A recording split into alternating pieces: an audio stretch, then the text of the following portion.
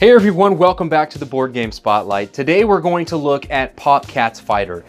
PopCats Fighter is a strategic card game that encapsulates the feeling of a video game fighter in a retro 80s, 90s feel. It's for 2 to 4 players and it plays in about 30 to 45 minutes. So let's take it to the table and I'm going to tell you about it. So here we have PopCats Fighter set up for a 2-player game. PopCats Fighter plays 1v1 or 2v2. And so the object of the game is to deplete your opponent from 9 lives, which is 27 hits, all the way down to 0.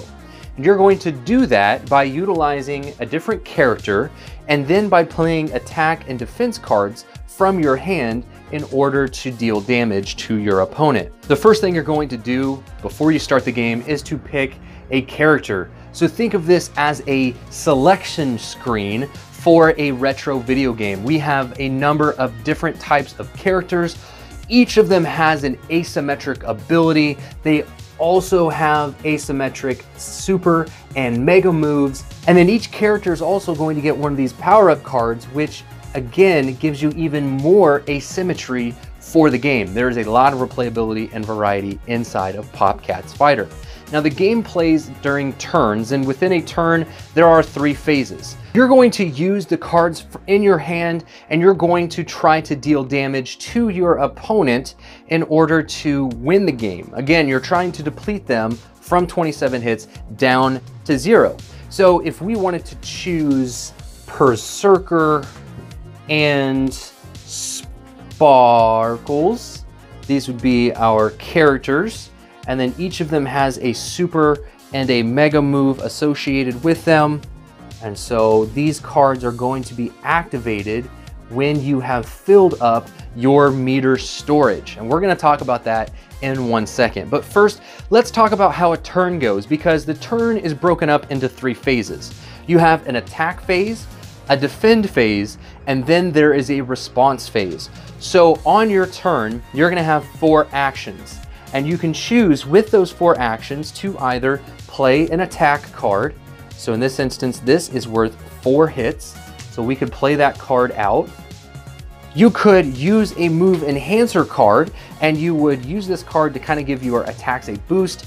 They're going to have different rules associated with them. You read the card and you resolve the ability.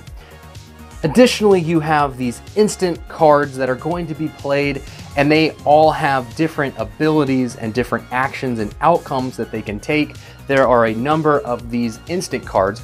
It's important to know that instant cards do not go into your meter storage. That is important because instant cards cannot affect your total meter storage. Instead, they are just discarded off to the side. You can also draw 2 cards. Now, there is a global deck where players can draw cards. You could choose to draw 2 cards on your turn, or you could burn 2 cards. So if you don't want to use cards from your hand and you no longer need them, you could choose to discard one of them and put the other one into your meter storage. Now, the meter storage is going to go up based on the number of cards that are located there. The meter storage is how you perform your super and your mega moves. So you'll notice that it tells you how much you need from your meter, and it tells you what it does. It gives you a different action, and it gives you hit points that you can use to attack your opponent.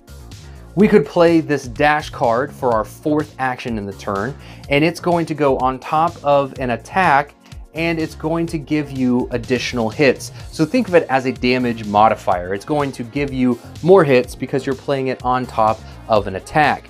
So after we've played our 4 actions for the attack, we then go over to the defender. During the defense phase, the defender can play defense cards from their hand in order to reduce the damage done by their opponent. So we could play this kitten block attack, which is going to reduce the damage by 3 hits, though you cannot block moves with throw cards. Well, we don't have any throws out here, so we could use this kitten block in order to reduce this by 3. We would take no damage. We also could use this counter.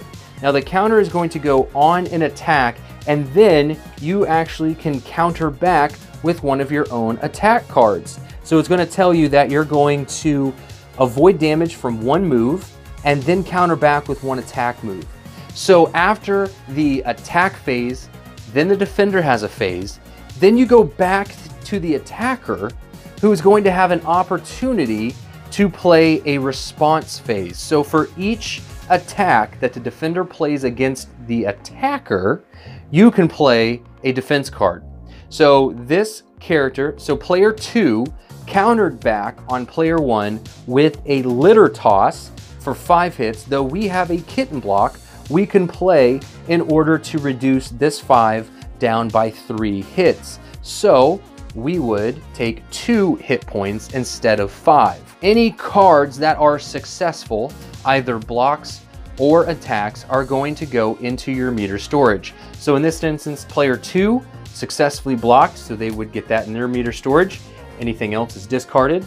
Over here, we were not able to successfully defend against this attack, so this attack would go through, as well as this counter, because they avoided damage from one move and countered back. Now, some of these cards are going to allow you to draw cards at the end of your turn. Now, that meter storage, again, if you remember, goes to your mega and super moves. So those are going to be used in order to pull these moves off. So you want to get your meter storage as high as possible, as quickly as possible, so that you can deal this damage, because your mega move is going to deal a lot of damage, and your super move is going to have some sort of really neat ability that can be triggered.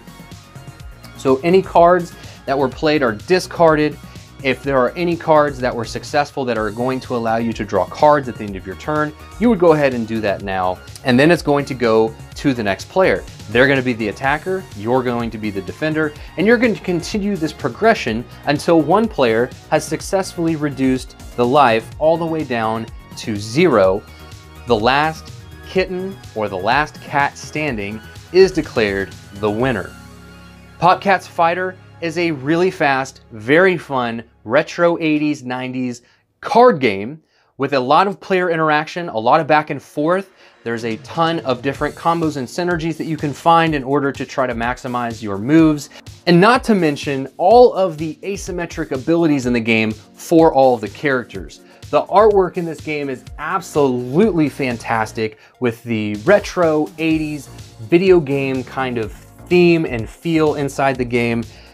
The artwork, top notch. If PopCats Fighter sounds like a game that's interesting to you, if you would like to know more about PopCats Fighter, take a look at the description below for a link to their Kickstarter campaign.